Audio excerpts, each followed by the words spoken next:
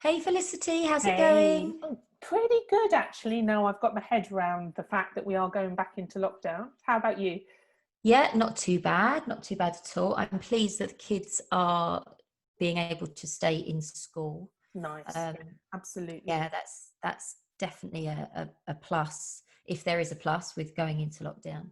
Um, for us anyway as a family. But yeah, it's a bit of a weird one, isn't it? It's just Mm, you know, I don't know. I really don't know. You sort of seem to be taking those steps forward, and then something like this comes up, mm. and everyone just feels like it's a big slap in the face, Yeah, and everyone just feels on a bit of a downward sort of spiral again. yeah. It's a really tricky one, isn't it? Because you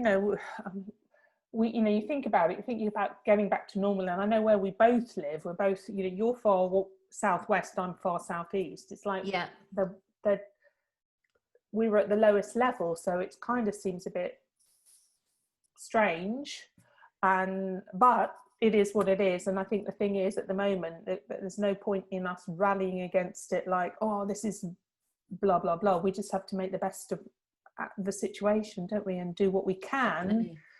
to make sure that we're in a good mind space about it.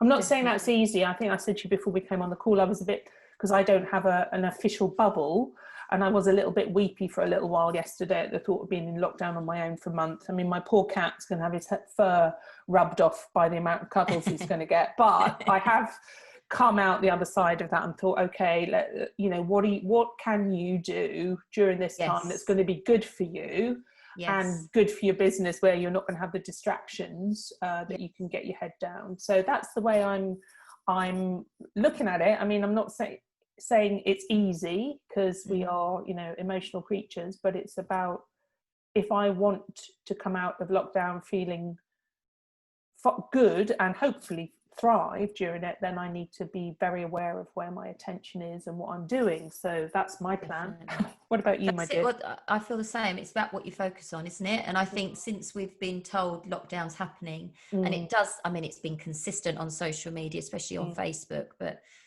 you see all these posts around, oh, there's this and there's that, and there's all mm, the negativity. And don't get me wrong, mm, I mm, hear it, I see mm, it, I know it doesn't make any bloody sense. mm. But when you're focusing on that all of the time, that's Yeah, all you bloody see, isn't it? yeah, When you're totally, focusing on it and totally. why is this happening? Why can't we do this?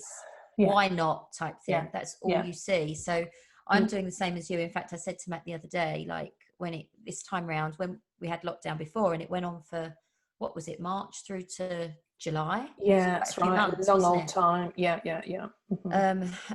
And we started off with real good intentions, Mm, and we had this plan of action as to what we were going to do. We are going to get mm, up, and mm, we were mm, exercising. We were getting out for exercise, exercising with the children, walking, getting the dog out when we could, um, eating well. And then it all went to pot. yeah, yeah, It all yeah. went to pot. And I think, let's hope this is just for the one The month. 4 weeks. Yeah, yeah. Yeah. I I think, and I said this at the beginning of the last lockdown. Obviously, we want to think that it's going to be over sooner rather than later, but we have to approach it as though it's a marathon, not a sprint, Yes. Yeah. because it's just pacing ourselves to get through it, isn't it? And I was saying, we were Definitely. laughing, weren't we, before we came on the call. I had a bit of a right, not a bit of a knee jerk. If I'm going to be in lockdown on my own, I'm going to make sure I bloody enjoy it. So I ordered a couple of bits and pieces, just some little things for my flat, because I still didn't have lamps and a rug and things, so to make the flat nicer. Then I ordered a food delivery from Waitrose, managed to get in before anybody else seemed to realise what was happening, because I Amazing. delivery. But, and we talked about this, I did order a crate of wine, and now, Yeah. a couple of days into getting my head around the whole idea, I think I'm going to leave the wine sealed. I'm not, Very strong. That's very well, strong. I'm not going to kind of hold myself like, if you open the crate of wine, you have failed. But I just Mm, don't want that to be my first tool that I use to soothe myself Yes. during this Yes. period of time. You know, there's Yes. nothing wrong. I love a glass of red wine, but it's just, you know, I like to drink a glass of wine when I'm in a good, and if I feel like I'm in a good mind space and I'm having made myself a nice meal, yes, I might well do. But the intention is everything, isn't it? So if I'm feeling a bit flat, that's when I'm going to think, no, I won't open the wine, because then a first glass can slip to a second glass, can slip to a third glass, to oh well, I just finished the bottle, and that's it. And then not going to improve the following day for me. That's it, isn't it? You wake up with the hangover, you feel like crap. I did a live yesterday actually on Instagram. We kept jumping in and out. That was with a lady called Sinead Stewart. She's lovely. She's based in Canada, and she's a sobriety coach. She coaches women and men through drinking issues that they have. She's brilliant. What are you trying to say, Emma? Well, no, I'm joking. I reached out to her because I find that I'm a bit of an emotional drinker. You're talking about emotions, and like if I feel, we were talking because I said, like, at the end of the day, if you're feeling a bit, or if you've had a bit of a stressful day, or you're feeling a bit anxious, or you hear news like that, the first thing many people do, I'm not just the only one, they might go, just have a glass of wine. Absolutely. Because it's like the glass of wine numbs that. It dumbs it down. It dumbs it down. It does. But then what happens is, you know, you might have one or two. We don't drink massively indoors at all, but you might have one or two. But then it's that foggy mindset that you have the next day as well, and then you go through your day feeling like that, and then it's easy to just start that cycle all over again. Open another bottle. And that's what we started to do in the last lockdown. So I said to Matt, right, for the month of November, and Sinead completely inspired me. Her story's amazing, so you have to jump over to her page on Instagram. Yeah, she's fantastic. So yeah, she inspired me. I said, right, for the month of November, you know, we're on lockdown, no to the alcohol, but I'm not like you. I've had to get it. I'm like, get the chocolate out, get the alcohol out, get it all out. No temptations, just get rid of it. Yeah. Well, as I say, I might be having to go downstairs and knock on my neighbour's door and say, can you look after this for a month for me, and not tell them what's in there. Yeah. Because I'm not very good if I've got that kind of, you know, temptation in the house either. But you know what? I think a really important thing about going through this as well is, you know, being kind to ourselves, isn't it? You know, definitely. And having that balance. So we're looking after ourselves. It's different times for us, isn't it? It's been a very strange year. It's been different to what we're all used to. So we do have to be kind and just give ourselves, have that patience. And be patient with ourselves that it's a change and we're sort of growing through that. And then look at how we can bounce back from it, which is what we're talking about today, isn't it? About resilience. Absolutely. And when we're feeling stressed and burnt out, and worrying about what's to come, and we have all of this doubt and uncertainty, how we can actually bounce back from it. Yeah, so I mean, like we were saying, you know, having a drink is lovely in the moment, but on an ongoing basis, it's not the healthiest coping mechanism. So we were talking, weren't we, about what healthy habits, what healthy coping mechanisms can we put in place that we're going to, before perhaps we go for the glass of wine, and looking at what emotional triggers set us off. So we're giggling here because knock on the door, that was the lockdown wine arriving, so sorry about that. So yeah. As we were saying, what were we talking about? I don't even bloody remember.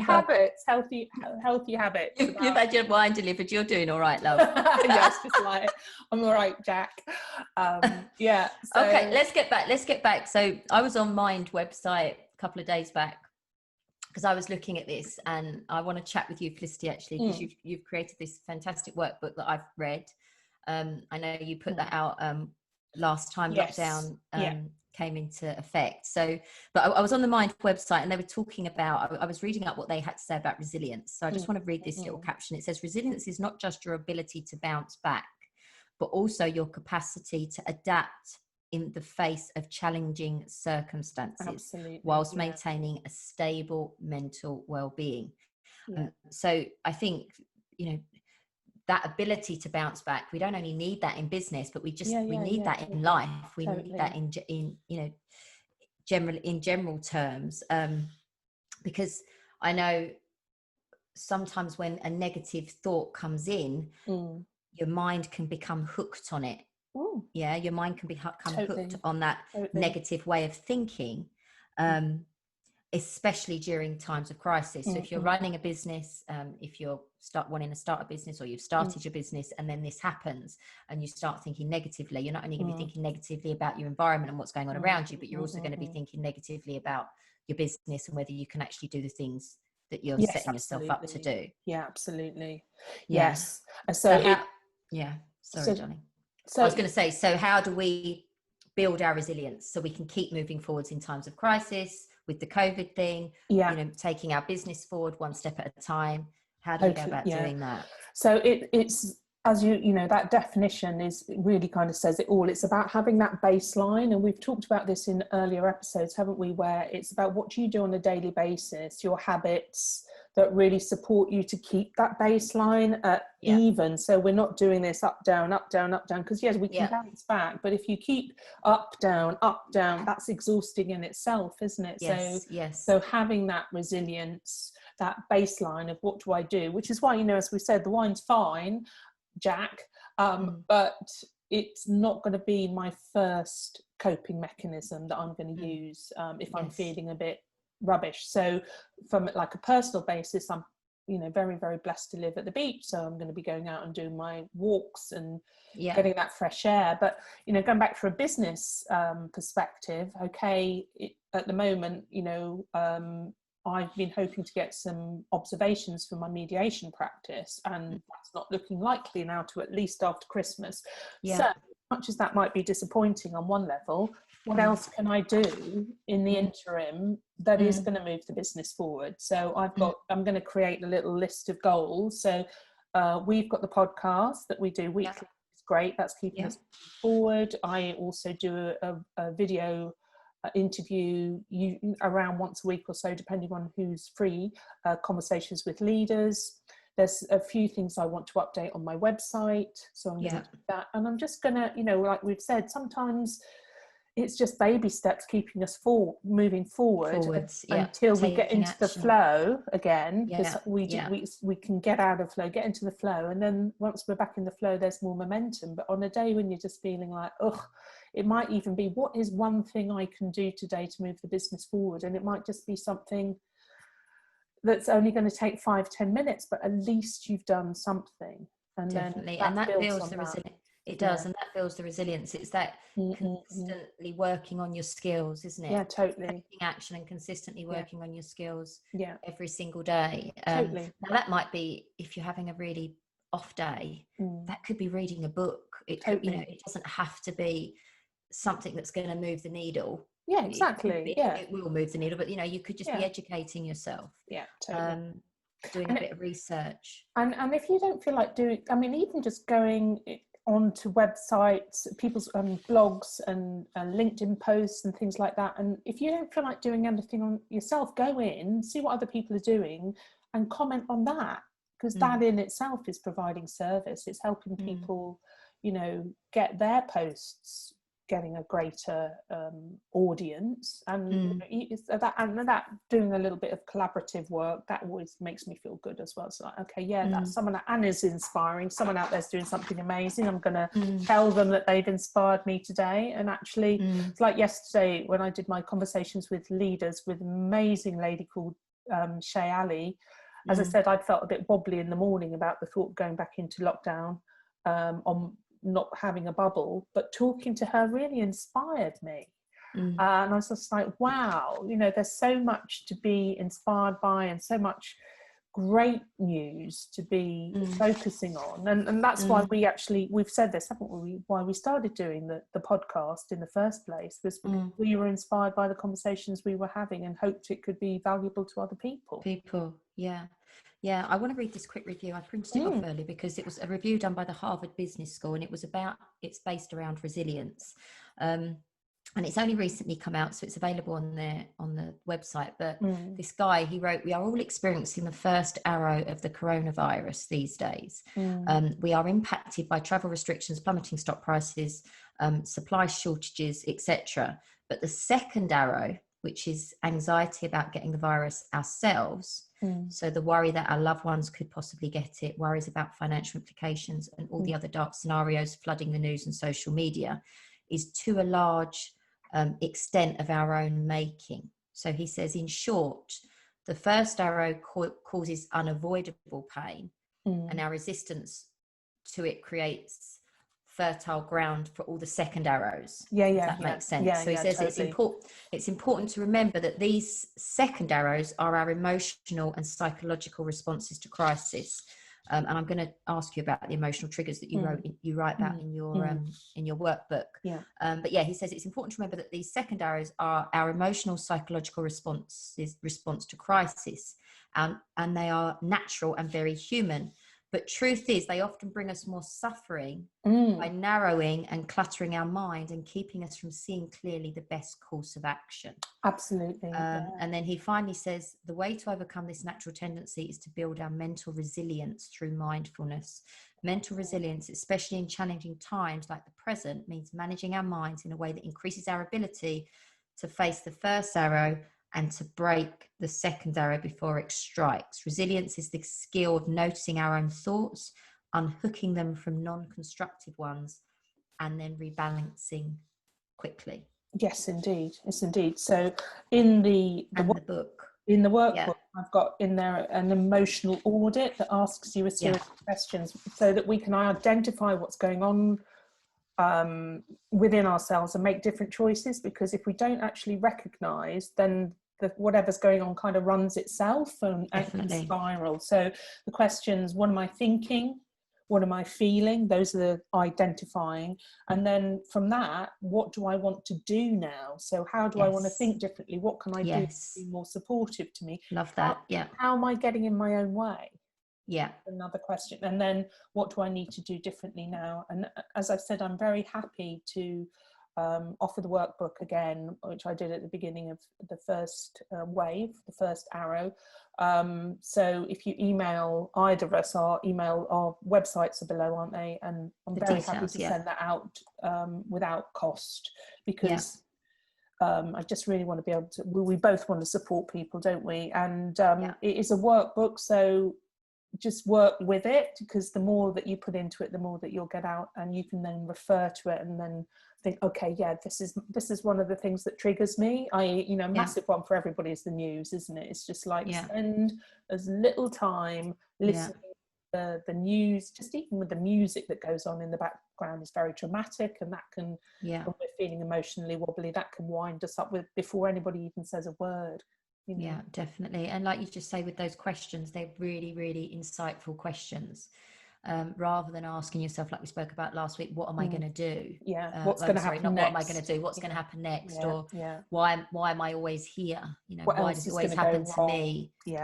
Rather than asking yourself those sorts of questions, ask yourself the questions that you just spoke about, Felicity. What can I do? Yeah, absolutely. To make myself feel better.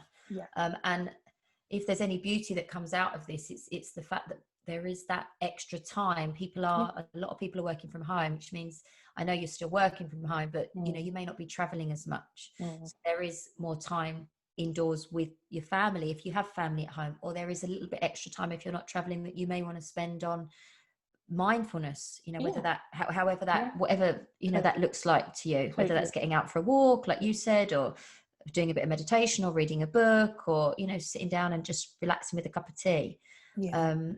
It's really important that we manage ourselves as best we can. Absolutely. At a time where it is emotionally challenging. Definitely. And to cut yourself some slack as well when you do have a wobble. I mean, I went through a stage in my life, actually until fairly recently, where I hated feeling needy and, getting upset like I did yesterday. In the past, I would try to stuff all the emotions down and be like, no, I know better than this. I'm a strong woman. And now it's just like, we do have emotions, and it's important to allow those emotions to kind of flow through us. Now, if I'm still weeping at week 3, then that's now become a little bit of a wallow. So check yourself in and think, am I processing emotions in a healthy way, or am I now wallowing, you know? And you'll know, you know, we know ourselves better than we like to admit sometimes. Yeah. Yeah. Who is it that says check yourself before you wreck yourself? Who says that? There's someone that says that, check yourself before you wreck yourself. I've heard Michael Beckwith say it. Have you? That's what I loved about your workbook, because when you're going through it, it is like you're checking in. It's like you're doing that audit on yourself. You're going, actually, what is it that's making me feel this way? Definitely. And you're asking yourselves those better questions. And you've got the wheel in there, haven't you? The wheel of life, the week of, you know, what healthy habits, and it's a whole list of things in there that, you know, what are you drinking enough water? Now that might sound silly, but keeping us hydrated keeps us from feeling sluggish, you know. We've talked in the past as well about exercise, and, you know, really helps those endorphins to be flowing. A bit of endurance work is good for us because it shows us that we can do what we don't want to do. And it's believing that you can, believing in yourself, believing that you can, maintaining perspective. Yeah, totally. You know, I know there's a lot that's very negative, but there's also so much that's positive. Absolutely. And it's, like I say, focusing on the positive and what you can control, rather than focusing on the negative and what you can't control, because that's just going to completely and to lighten our spirits as well. I'm fortunate I'm going to be in lockdown with a crazy cat who amuses me no end. He's so daft and he just makes me laugh. Lady. I'm the cat lady. You're the cat lady. And then, you know, comedy. I love Ellen DeGeneres because she says I just love her humour, and she says she doesn't think it's funny to make fun of people, and I'm kind of like her humour that just makes you come away from the shows and feel better. She's witty. And that, you know, it doesn't have to be like, I'm going to read a personal development book. It's like, what's going to lift me up, even maybe if it's like a chicklet with a happy ending, or we've talked about My Octopus Teacher. That's really inspiring. Something that's going to make you feel better, you know. Planet of the Apes I don't recommend right now. Something like that, you know. It's just what can you do that can make you happy? And we're still doing our 30-day happy hub, aren't we? We are. I'm putting it out on Instagram. I think you're putting it out across a few of the different platforms as well. At the moment, but you know, what can you do to make you feel more joyful? What will make you happy? And I love. I was going to say, I love posting about it because it just makes you do it. Makes you focus. And it makes you focus. It does. Totally. It makes you focus and actually go, right, what am I grateful for today? Or what's happened in my day that I'm grateful for? We never really think about that. We just, you know, we're rushing to do the next thing. Sometimes just stepping back and going, actually, what has happened today? What am I grateful for? It's totally. Adds so much more meaning. And maybe during this month, you know, I think if people are in a good position and, you know, that you're working from home, you've got money coming in and maybe boredom is something that you need to kind of deal with this time round, because, you know, sometimes people like going into the office, don't they? They like seeing their colleagues. They like, you know, the experience of being out of the house. So maybe something to help your resilience during this period of time would be do something different, learn a new skill online or something, anything like that to kind of interrupt the boredom, because boredom is not as obvious at first, but it's that slow creep, isn't it, when you just end up feeling a bit Okie doke. Tell us our inspiring story of the day. Right, so inspiring story of the week, I'm going to put my glasses on for that one, is bless their hearts, there's a little cafe that's just opened in Margate called Skinny Dip, and of course now we're going into lockdown tomorrow. But I went in today and they were very cheerful, and they said, well, we're doing takeaway and everything. But what I really like about them, I'll hold this up, I know you can't see it on the podcast, but if you go on Girls Who Grind, love that. Girls Who Grind. Now, Girls Who Grind are two sisters from El Salvador, the Boza sisters from Finca San Antonio, they are ambitious change makers carving a path for themselves and the next generation of coffee producers. Sisters are doing it from themselves. So it's a female-owned company that are producing the coffee. That's amazing. Providing the coffee. So that was a really nice thing, you know, because in countries, you know, we talk enough in the UK, don't we, about all, you know, the challenges of you know, women's rights and blah blah blah in earning enough money, but in El Salvador to be able to be doing something like this is really inspiring. So yes, there was the lady, I should actually use this opportunity and read it out. You just saying that, because it leads on to this really well. There's a lady called Sana Mustafa. I don't know how I came across her, but she came up on my feed this week. And basically she's a Syrian refugee, and she has set up the network of refugees forces in America. So I'm going to quickly read this out, actually. If you just listen to because this is a real sign of resilience. So she says, in 2013, life as I knew it suddenly ended. I was 22 and visiting the US for an educational program with the State Department. I received word that my father had been detained by officials in Syria. My mother and 2 sisters fled to Turkey. We haven't heard from my father since. So I think there's 5 of them in 5 different countries around the world. She says, for my safety, I had to stay in America. I'd come to Washington, D.C. with only a carry-on bag. I owned nothing. I didn't get to say goodbye to anyone. When I left, it was the first time in my life I had been to any Western country. I've been here ever since. Starting over was incredibly difficult. I didn't know a single person. I didn't have a job or money. And I was plagued by mental issues as a result of the war and my father's disappearance. Little by little, I worked my way up. She worked in a restaurant. She says I was an au pair. I didn't have a place of my own, but I met someone who invited me to stay at their home. And then she goes on to say, all it takes is one person to change your life. From there, I kept making new friends. Over the course of a year, I slept on 9 different couches. Wow.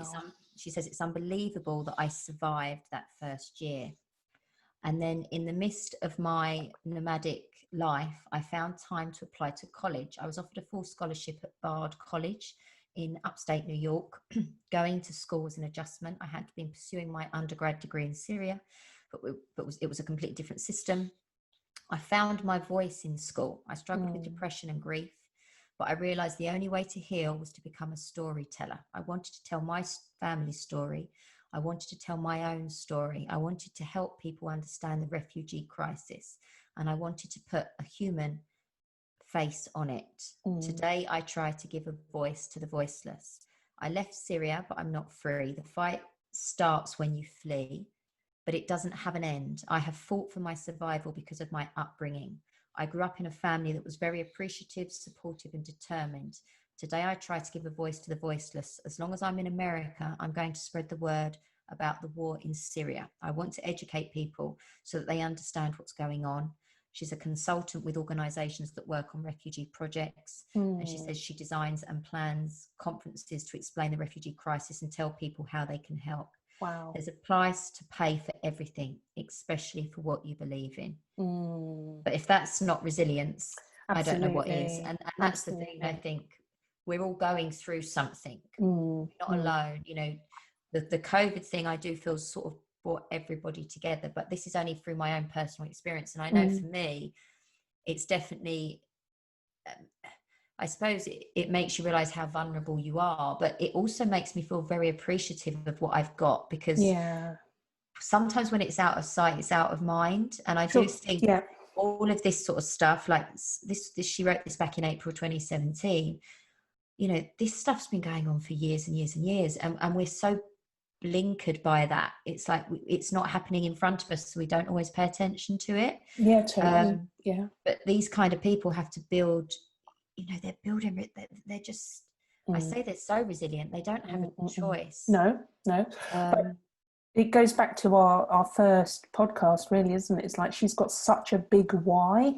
Yes. It's your why will also help us to stay resilient at the moment. So make sure you check back in with that as well. Definitely. And I think it's so important. Yeah, totally. Remember what you're about and just believe in yourself. Whatever it is that you want to achieve can be achieved. You just have to have that belief. And you have to keep working towards it and try as much as you can with all the distractions, whatever those distractions may be. Yeah, totally. Yeah, absolutely. So, you know, we're on the podcast. People have got our details, you know, if you're feeling like, oh, this is just too much, and you want to kind of reach out, we're both on Instagram and Facebook and stuff. So just stick a message on the wall or and you know, we'll come back to you. Most definitely. Thank you, my darling. Thank you you so much, and we will catch up next week. indeed. Bye. All right, darling. Have a great See you week. later. And you. Bye. Bye.